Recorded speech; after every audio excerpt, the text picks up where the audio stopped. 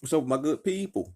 I hope y'all doing good out there. Listen, I just wanted y'all to come to y'all today and share some of these good books that I have in my arsenal in my library, right? I want to share some of these good reads with y'all. You might want to go get you a copy, right? And load your mind up. We load everything, we load other things up, right? We'll load them things up. Y'all know what I'm talking about. If y'all from the streets, you know them things. We'll load them things up, right? We'll fully load our cars up, right? Make sure the oil all right, right? Got antifreeze up in that thing. Fill your stomach up, right? Won't you fill your mind up one time too? Because that's where your power at. You're going to need that mind, man. You're going to have to be a thinker in this chess game of life, right? You got to move. When you moving throughout life, you got to move as if you're playing chess. You got to be a few steps, right? Ahead of things, man. You cannot become a naive victim to what be going on in the great scheme of things, right? Because there be things happening because behind closed doors. Look at all these little different laws they're trying to come up with now, right? They low key think they can just take us back to the 60s, to the 50s, right? Like that niggas be discriminating and all type of other things, right? But yeah, I wanted to come to y'all like I was saying and share these good books that I have in my arsenal, right? Because these are a weapon. Your mind is a weapon, right? Knowledge is power.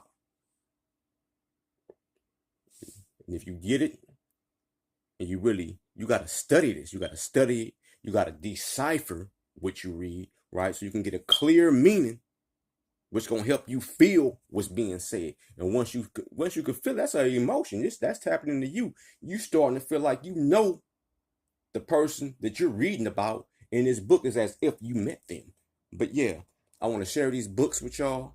And I want y'all also to listen to what Dr. Claude Anderson was saying way back in 1995, right?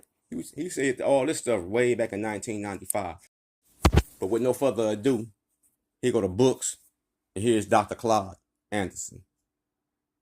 Blacks who've been picked or chosen by some of the white power structure said, this is my black, this is a special black. And in history, we had a special name for those individuals that I talked about in the book.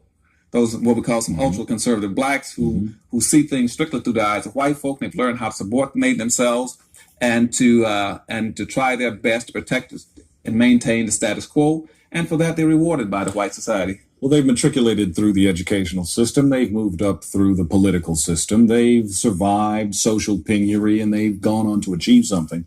Isn't that worth something? Oh, most definitely. But see, unless it's tied back and networked back into the larger black body, it has very little impact on black folks. Why do you think it is that blacks then do not tie their successes individualistically as they may be viewed back into the group? Because black folk have bought into a lot of the basic premises in the Constitution, which says that to be successful, it must be based on what an individual can achieve in and of his own. That is not true. At the same time, black folk were being subjected as a group in this country when the Constitution was being drafted and implemented and approved. You had something like about 3 million black folk who were subjected to slavery.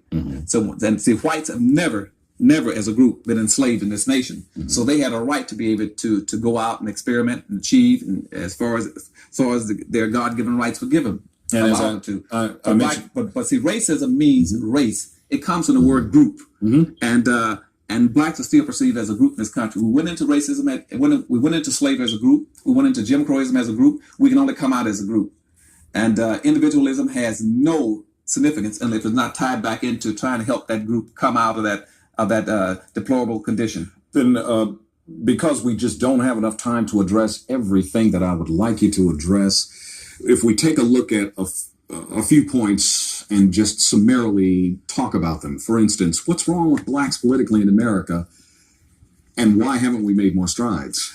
Because for a number of reasons. First of all, because we still tend to think that partisanship is important to black folk. But whites do not place as much importance on partisanship, political partisanship, as we do. See, when black folk did not belong to any party, they were independent, they were enslaved. from 1618 up until 1866, blacks were slaves. They didn't belong to any party, and they got slavery out of it. From 1866 to 1936, about 96% of all the blacks in the United States belonged to the Republican Party. What they got was Jim Crowism out of it. From 1936 up to 1996, almost 97% of all the blacks in the United States belong to the Democratic Party. What they've gotten is benign neglect. So partisanship is not the issue. The issue is that black folk have never had an effective strategy for dealing with white racism in this country. That's the issue.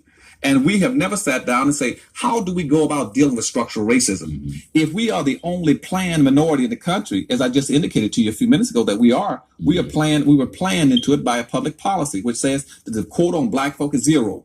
You're not going to have anybody going abroad, bringing black folk through refugee programs into the United States from Somalia.